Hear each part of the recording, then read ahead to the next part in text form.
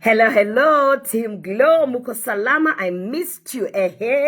Vile ambavyo nimemiss lipstick yangu my friend. Sisi bado tuko hai, bado tunaendelea kufanya kazi my friend. Mungu si shemeji wako, umesikia?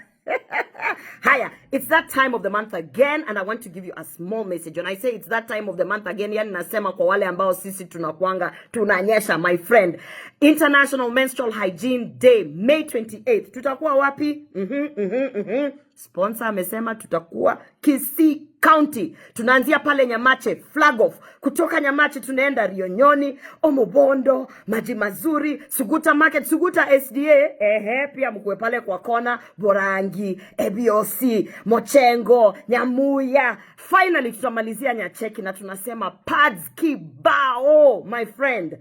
Sponsor amesema Orwoba, pelekea wasichana pads. Sponsor amesema Orwoba, we have to celebrate International Menstrual Hygiene Day tukiwa pale Bobasi Constituency, Kisii County.